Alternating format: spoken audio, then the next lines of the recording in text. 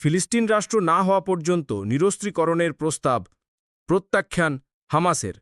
Hamas জানিয়েছে একটি সার্বভৌম ফিলিস্তিনি রাষ্ট্র না হওয়া পর্যন্ত নিরস্ত্রীকরণে সম্মত হবে না। গাজায় যুদ্ধবিরতির বিষয়ে ইসরায়েলের অন্যতম প্রধান দাবির জবাবে তারা এটি জানিয়েছে। ফিলিস্তিনি সশস্ত্র গোষ্ঠীটি বলেছে, যুক্তরাষ্ট্রের প্রেসিডেন্ট ডোনাল্ড ট্রাম্পের মধ্যপ্রাচ্য বিষয়ক দূত স্টিভ উইটকফের একটি মন্তব্যের জবাবে তারা এই প্রতিক্রিয়া জানিয়েছে। উইটকফ বলেছিলেন, হামাস তাদের অস্ত্র সমর্পণে ইচ্ছে প্রকাশ করেছে। ইসরায়েল সংঘাত অবসানের জন্য যেসব গুরুত্বপূর্ণ শর্ত দিয়েছে তার মধ্যে অন্যতম হল হামাসের নিরস্ত্রীকরণ।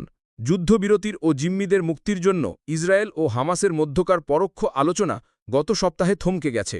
গত কয়েকদিনে আরব সরকারগুলো নিরস্ত্রীকরণ ও গাজার নিয়ন্ত্রণ ছেড়ে দেওয়ার জন্য হামাসের প্রতি আহ্বান জানিয়েছে। এর আগে ফ্রান্স ও কানাডাসহ পশ্চিমা কিছু দেশও ফিলিস্তিন রাষ্ট্রকে স্বীকৃতি দেওয়ার পরিকল্পনার কথা ঘোষণা করেছে।